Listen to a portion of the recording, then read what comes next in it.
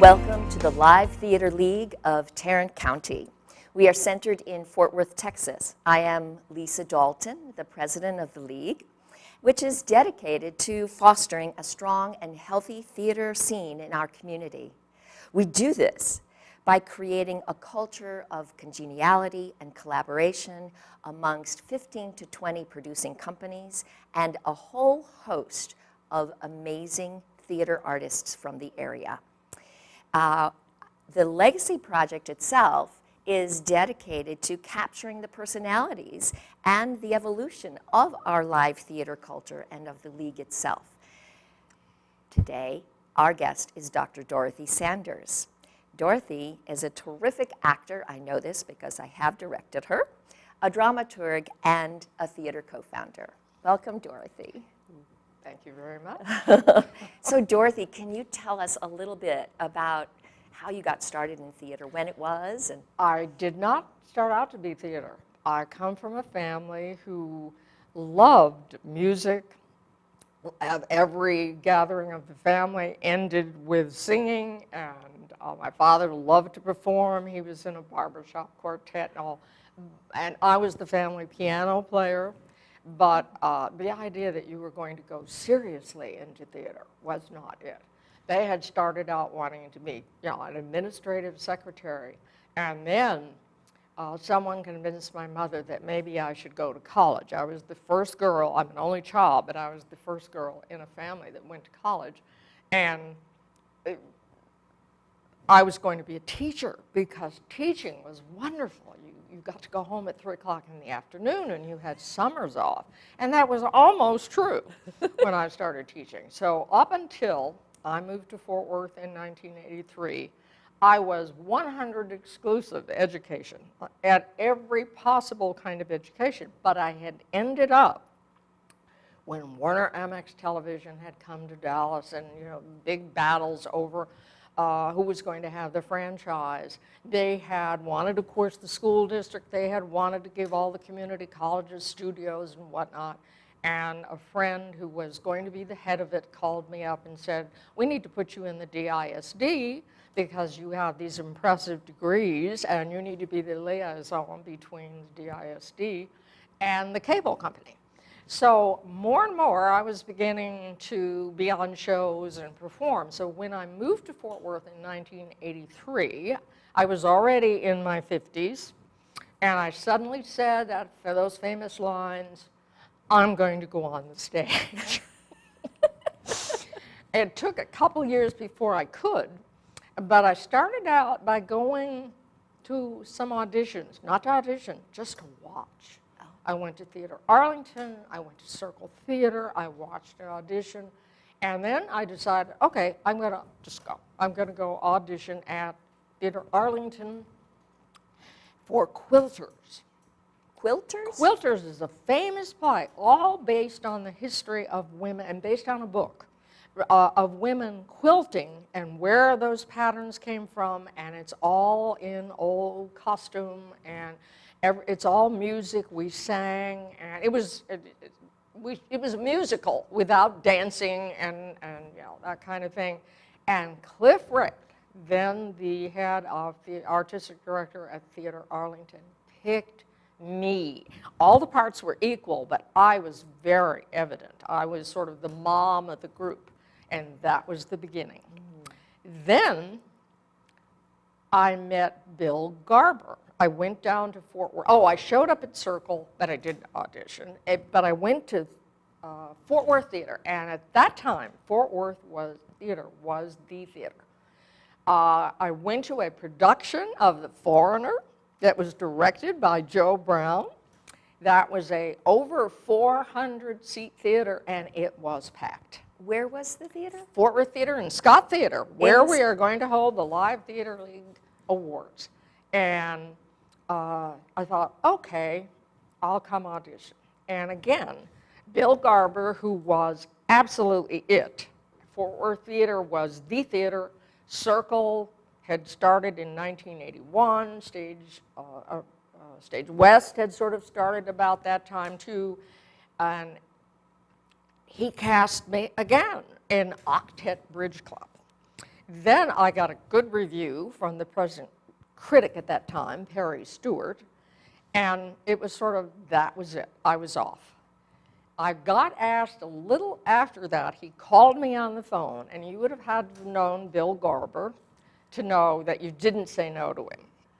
And he wanted me to play the part of the poinsettia lady in The Man Who Came to Dinner. Now, if you've seen the play, you know it begins with a lady with calf's foot liver jelly or whatever she's got, and a poinsettia lady who do not appear in the film.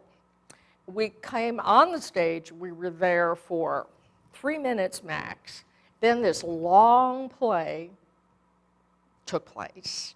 And I sat with the calf's foot jelly lady backstage, you know, all the way. And then when you came out to bow at the end, you knew there were people in the audience saying, who are those two women? And of course, when they did the movie, Cary Grant, I mean, they left it out. No, I don't think it was Cary Grant. Sorry, that's Arsenic and Old Lace. But at any rate, that's when I met also a lot of other Fort Worth theater people who had been here for a long time, and you know, who did not know who this new person was. And I actually thought among some of them, Claudia Bend, Jude Johnson, it was kind of, okay, who is this woman? Why is she here?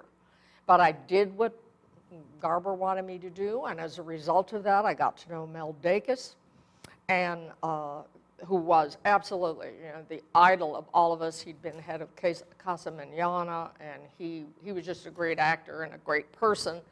And I also got to meet a friend whom I still write plays with 30 years later, because she was the other lady, and we had all the time to spend talking to each other. And who So is that was sort of the beginning. That's Joan Anderson, Okay. and we still write plays and all. So that was sort of the beginning. And in the beginning, I would go to auditions.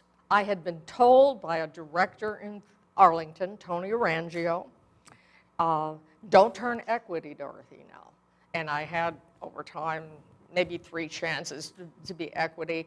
You are older, and you're not necessarily going to be the lead. There are not going to be many plays where they're going to have the lead your age, and you're going to have a lot of competition, so you better not turn equity. And it was sort of true, because, you know, the older woman, mom, would never be, as a rule, the lead. And so I just was in a lot of plays. And I will tell you that Mel Dacus was the lead in The Man Who Came to Dinner, and he was sitting in a wheelchair, as he does in the play, and he was reciting a line, and he mentioned the island of Pago Pago. And I crept up to him at the first chance, and I said, would you let me tell you something? Oh, of course. It's not pronounced Pago Pago. I've been there. It's Pango Pango. And, you know, he could have said, who the heck are you? But he didn't. He said, thank you. Do you know anything more about this play? And I said, yes, I do. And so, beginning of dramaturgy. So tell us a little more about your relationship with Mel and how dramaturgy then unfolded. You know, it was kind of independent for a while. I would do this. I'd be in a play like Arsenic and Old Lace that has lots of references, or The Man Who Came, lots of references. Actors aren't necessarily interested in that, but the great thing had happened. The computer had come to us with Google, which changed everything in the research world. No more crawling around on library floors looking up things in library books. Now, I mean, the world was open. And so I gave them all that there. And I don't know how. Oh, I know. I went to Circle Theater and I volunteered to run sound, because I'd run sound in television in Dallas. And I went in, it was 1985, and I ran the sound, and I remember washing dishes in cold water every night. And Bill Newberry and Rose Pearson, who had founded Circle Theater, got married during that production. And so how did I get into Circle Theater? Connie Witt Lambert was coming in and had for one season done what was to be an annual Christmas show of her melodrama, and she needed the Widder Brown. So I then became her Widder Brown. And after a while, they let me on the real stage during the year at Circle. We had a production in which, Eleemosynary, in which Rose Pearson played my daughter. It was the last time she performed.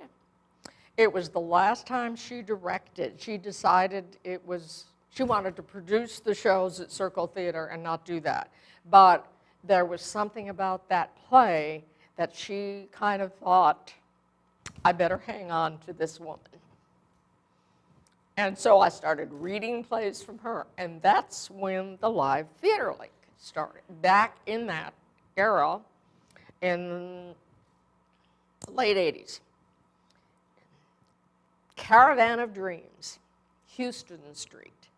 Now gone, now Rayada Restaurant. Okay. Caravan of Dreams had started. Ed Bass had been behind it, the famous Fort Worth Bass family. And Kathleen, I don't know if her name is Kathleen Hoffman, was their artistic director. It had a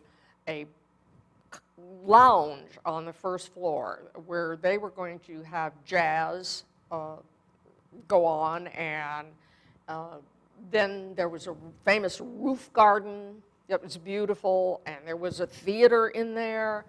And I think Ed Bass he wanted to do some theater, but at any rate, there started the talks about what if all the theaters, much fewer then than now, got together. This is kind of unheard of. I mean, theaters in towns don't, as a rule, do that. Correct. They're in competition. And I went to the early meetings, and finally I had to say to Rose Pearson at Circle, look, you're going to have to go because we're making decisions, and I can't make decisions for Circle Theater. But that's where it came from. Do you remember who else was at those I early do meetings? not remember exactly, but obviously somebody from Stage West was there, and from Fort Worth Theater, and there had to be some other people there, and we started meeting, just like we're still meeting today, all these years later. And Rose Pearson, I will say this, has been responsible for an awful lot of stuff. Me. That's wonderful. Thank you, Dorothy. That's great. And I'm still going. Yes, we're happy about that. And then it was out of the Live Theater League that came Artisan Center Theater, because Deanne Blair had been the artistic director at Onstage, and I had been in a couple plays there, Lost in Yonkers and the Girls at the Garden Club and all. So she knew me, and she would represent Onstage, and I was representing Circle, and one day she followed me out to the parking lot, and at that time, Stage West was meeting where the TCU bookstore is today. And I always tell her that's how her theater started. She followed me out. I was parked on the side with the grocery store across the street. We stood under a tree, and she said, I've always had a dream. She had come from Utah and Hale Center Theater there. I would like to start a theater. And I said, I think if you want to, you should do that. And she did it. And so I have never stopped being associated with Artisan Center Theater. As a matter of fact, you and I tonight will be at Artisan Center Theater. Yes, yes. What else do you think has come out of your relationship with the League? Well, we did so many things. We held annual events that were in ballrooms, in hotels, I mean, big time. And we had auctions at those events. We held one year, we were in a bowling party. There was always this attempt to hold some event that would fund, raise funds. And after a while, the theater said, we have to struggle so much ourselves to fund ourselves, we just cannot devote our time into trying to get the live theater. So that kind of big event once a year has kind of disappeared. However, the awards started years ago. Matter of fact, the first meetings of the awards were in the Caravan of Dreams, and I think it was like Mel Dacus and Bill Garber and Sharon Benge were like the first three who got the live theater Elston Brooks Lifetime Achievement Awards. Because I can remember smoke-filled room, just crowded, packed with people at the Caravan of Dreams getting these awards. And those awards have kept right on going, and are they going to happen again this year? Yes. So that's sort of the meetings, which are still going on. It is a chance for the theaters to ask for things, to collaborate on things, to do all manner of things. I don't think very many cities with theaters have that kind of thing. I think that's true. I think that's true. Were you ever involved in the activities at the stockyards? Oh gosh. Oh, well, see, the melodrama. Once I met Connie Witt-Lambert, that meant in the summers, she kept the melodrama going. And one of the things she did was, I don't know how she and Joe Dooley, who owned the White Elephant Saloon in the Stockyards, got together. But Joe's always been a big theater supporter, still a part of the Live Theater League.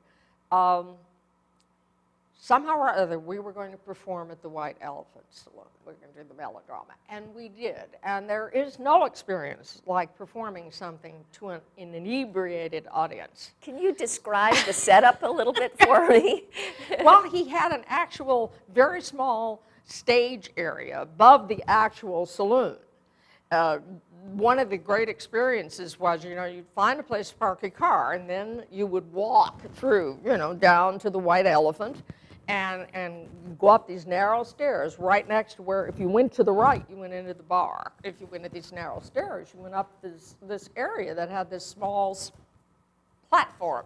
If you're an actor, you perform any place, middle of the living room, whatever it is, here we are. We're going to put on a show.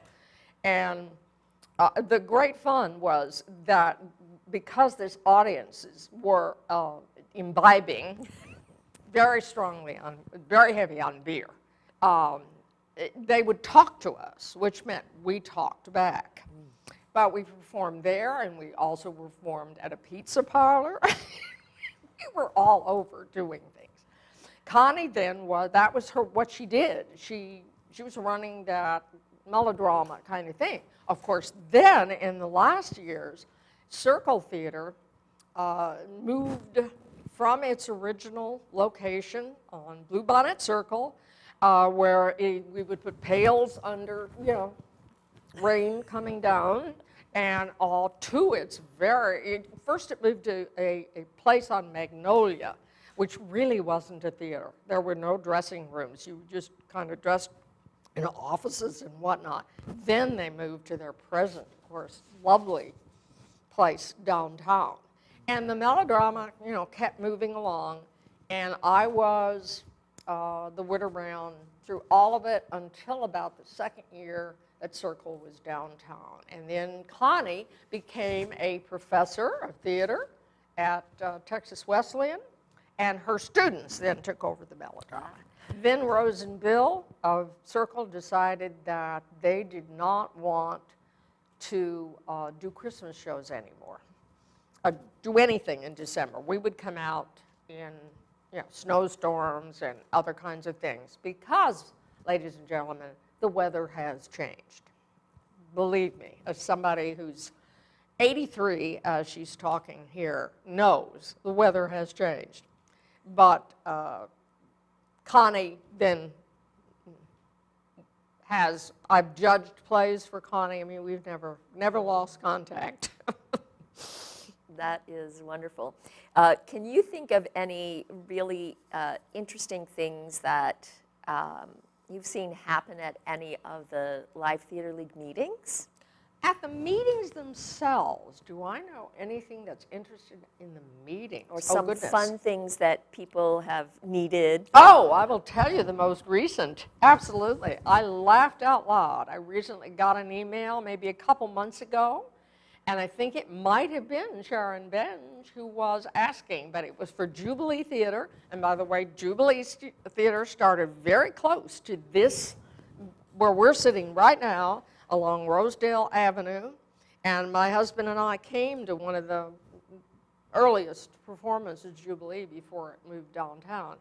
Out came an email from our longtime Carol Stafford that Jubilee needed a chicken and a rooster. And I said, only in live theater would somebody be requesting a chicken and a rooster from the other theaters. And I went to see the play, and that did have, indeed, the fake chicken and the rooster in a cage or someplace on the stage. So they did find the chicken and the rooster. But it was just one of those things, where the theater says, well, we need an iron, or we need this, or we need something, or we need a bear outfit. I mean, crazy thing. Someone, probably Joe Brown, is going to have it. And that is one of my absolute favorite things when someone comes in with an outrageous request, and inevitably, if not right on the spot, within a day or two, a flurry of emails will go around, and somebody will say, got it. I have it. We need a suit of armor. Okay. And somebody's got that in their prop room. I am kind of a born prop lady, too, and did that for quite a while. I mean, when Circle started, you were doing everything. Now we're so sophisticated at Circle. We have people do each of these things. Not that it ever ends up that way, because we all know we're all going to do everything if it's needed. I tell students that. Harry Parker from TCU has put me in contact with some students who want to be dramaturgs. And I say, if you want to be a dramaturg, you have to be willing to do anything. If you're in the theater, you do whatever is needed. Yes, you may be the literary manager, and you may receive the plays, and you may correspond with the playwrights, and you may read the plays, and you will read a lot of bad and mediocre plays. I'm amazed at how many people are playwrights. I can't even begin to say, why are all these people? And finding a really good play is just wonderful when it happens. But you have to be willing to do whatever else that theater needs you to do. Because dramaturgs, the great dramaturgs, of course, were people who work with the playwrights and help them and direct them. Well, that doesn't happen very often. I think it's pretty exciting that so many organizations in the League and affiliated with the League sponsor script development programs. I know yes. Circle and does. Well, Circle does with the high school, and Stage West is now doing that. Mm-hmm. And as I say, that playwrights have to have that, because I've always said, first you've got to get somebody who will produce you once, but then you've got to get somebody who will produce you twice, because at the moment the second production takes place, now with Google, you're beginning to see this play begin to show up, and as soon as it shows up, then you might be on your way. But I will tell you, there are 500 million plays that people have never heard of that are being done. One of the fascinating parts of the League are the at-large members and the board of advisors. Can you talk about? Well, I don't know how useful we are, but again, we're there in case somebody needs us. We're supposed, if this is sort of an indication of, well, I'm not that much involved anymore, but yet you don't want to say, I'm going to cut it all off, and I don't want to be involved in theater at all, because it's very hard to suddenly say, okay, I'm not going to do this for you anymore. You're speaking of your capacity as an advisory board member. Yes. Yes. Yeah. Can you talk a little bit about the contributions, though, that the at-large members and advisors Well, you think have made to the league? One of the at-large members now, who was one of the regular board members at one point, I mean, for the last number of years, she's organized Trish has organized the Live Theater League's food, and another member, I don't think she's there anymore, but she's provided the food, and I mean, so that they stay involved because, they just want to contribute something. And probably would go back, those that are actors would probably go right back on the stage, even though they say they're not going to. Yes, yes. Because I've declared, how many, partially because there are not many roles you can only play Miss Daisy so many times. Yes, and you did it beautifully. Well, I will tell you a story because it's an important one, and that is that that was a great. I played it twice, and that was a great experience at Artisan Center Theater.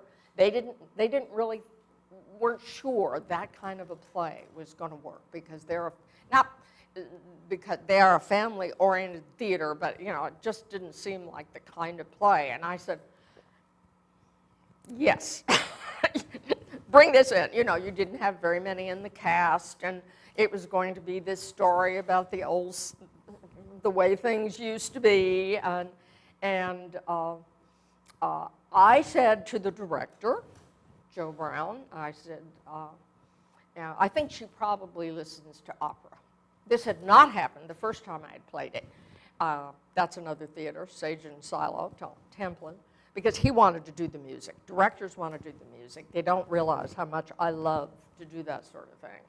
And I said, I think maybe if we score that with something like Puccini, and Joe said, whatever you want to do.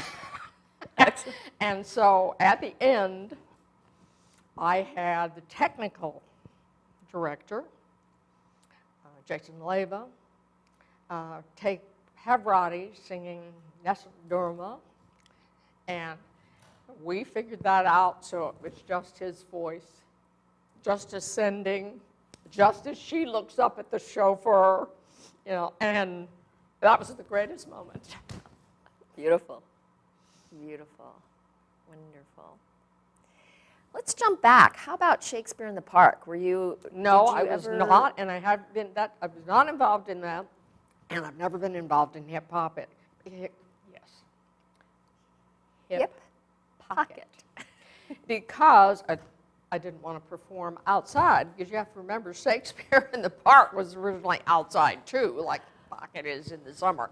And for some reason or other, I just never wanted to be outside.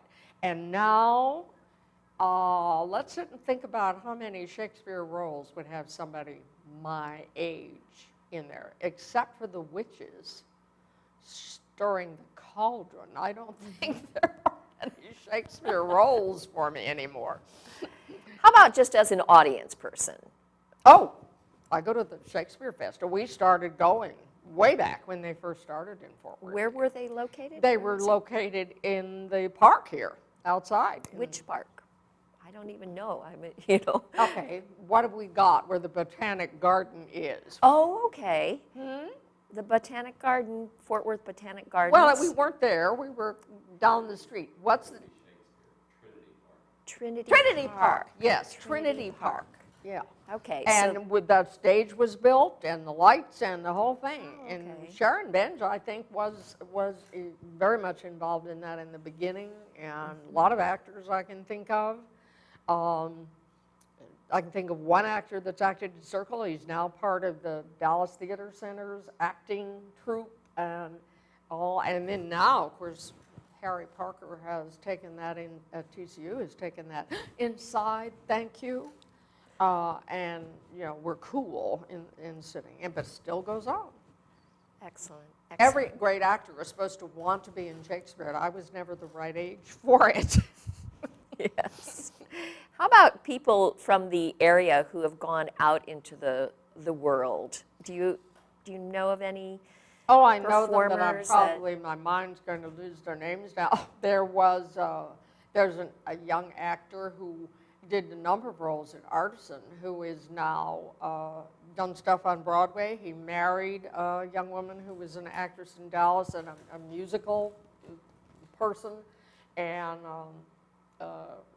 both of them are in New York. I know a gentleman who I think has played Aladdin. He doesn't come from Fort Worth, but he had acted over here a lot, and he's playing, I believe, Aladdin. He's in Aladdin on Broadway right now. We have some children from Artisan who've gone on. One is out, who I remember when he was very little, and I would look down at him, and then when he left, I was looking up. And he's out at Disney, part of that wonderful group, you know, where every day they greet people and they Yes. come in and welcome and all. He's out there. Is that Tevin Cates? Yes, Yes. absolutely. Getting that kind of thing. There's a child from Artisan Center Theater who's going out. He's one of twins, and he's going out now to be in what? He's going to go out. Oh, I think it's Beauty and the Beast. He's going to be in the touring company. A very interesting idea that you've got two little boys that are like 9 years old, and one of them gets chosen. The other one seems to be stiff upper lip, very good. But I mean, that's, you know, I asked his mother, how is this working? They both went and auditioned, and one of the twins. He sat with me at a child's production one night, and the brother who won the thing, who is going to be in the tour group, was in the row behind, and this young man started talking to me, and the lady sitting behind us said, "Is this your grandson?" I said, no, he's saying, "I'm here because I'm going to see that star, and I'm going to see that person, and I'm going to see that person in this play." And then when they'd come out, he would just get all excited, you know, because there was somebody he knew in that play.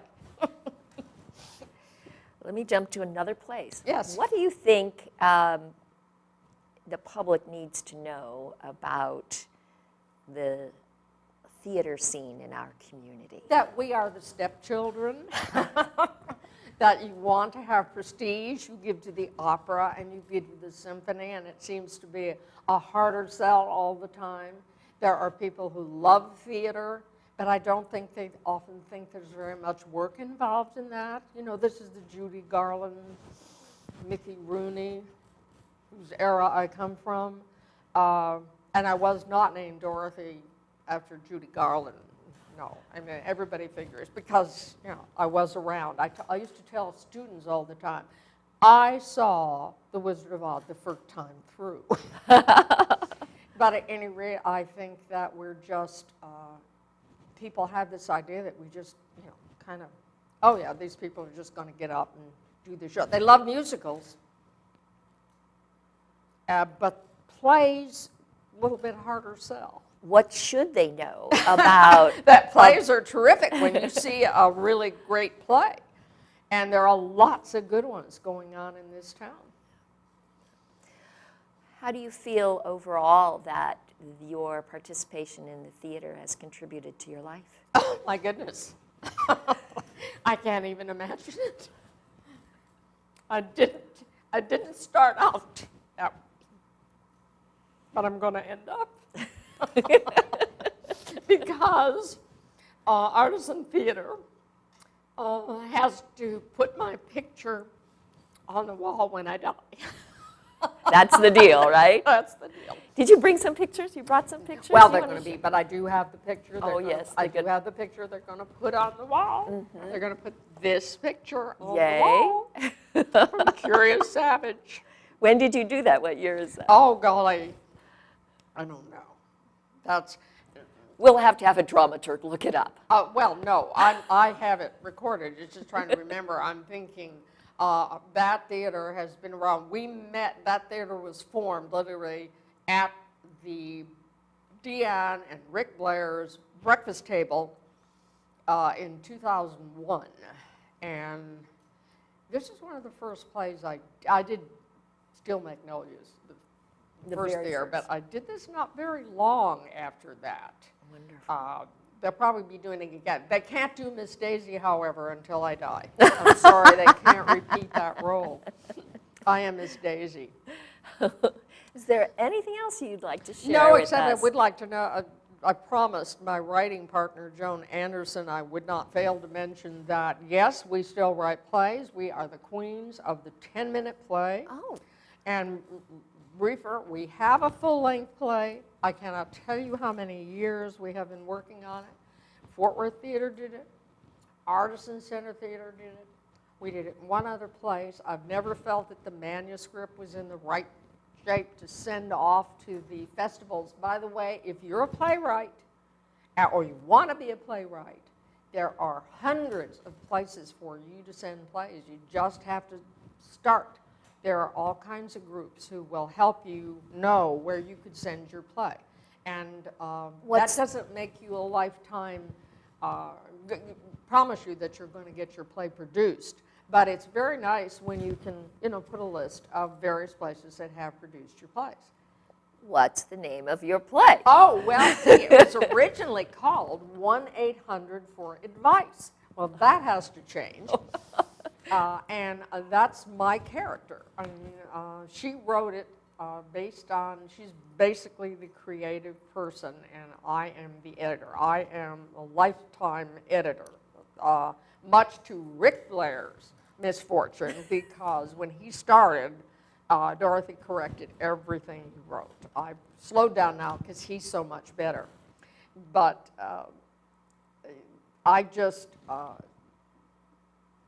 we work together, and we work on the phone mostly, but that play's just got to be brought up to date, because she would not be doing everything by a phone anymore. She would be looking at her Apple Watch. But she was a person, and is a person, who believes that a lot of people need help, but they don't know they need help. So she would gladly give it to you. So when you restructure that, you could submit it into the Texas Nonprofit Theaters. Exactly. Well, I have to depend on her to write. You got to, if you want to write plays, you have to write. You have to write. You have to sit down and actually do this. And she's had difficulty doing it with other things in the way. But I sat down and I said, if you are ever going to do this, remember, Dorothy is not living forever. The first thing we want to end is next September. There you go. So you'll be performing it. Not performing it. Hopefully have it in shape to send it to Linda Lee, another very prominent person in Fort Worth Theater. Yes, yes. A person, as far as I am concerned, can do anything. And one of the last ones to give Joan and I an opportunity to perform to a great audience, which may have been also inebriated, but which was an audience responding so great to us that Joan Anderson, my writer friend, uses it as a thing to think about to make herself feel well. People screaming and whistling and stomping, where you'd say, that was great, that was a great meeting. That may be why we all do it. Yes. Yes. We don't want to admit that, but we kind of like that applause. Well, the wonderful thing about that applause is the fact that the energy that the audience is utilizing in giving us that applause is actually healing them. What we do when we engage an audience is we bring them a healing. Their immune system, for 5 minutes of watching They're with us. Is whether boosted. it's laughing or crying. Yes, yes. My daughter has said, I don't want you to be in any more plays that you make me cry. But that's one of the great things. It is. I mean, that was the Daisy moment. At that moment, you have that audience in the palm of your hands, and they've all got their handkerchiefs out, and they're all crying, even the men. Yeah. And we've been doing it for thousands of years. There has to be something built in, because if, Socrates was doing it, and all of these ancient playwrights, has to be something there that says, come on, let's put on a show. Yes, yes. And with that, I think, Dorothy, we're going to wrap this up. Well, thank you. Thank you so much. Wonderful. Ladies and gentlemen, the Live Theater League Legacy Project with Dorothy Sanders, and I'm Lisa Dalton, your host, signing off.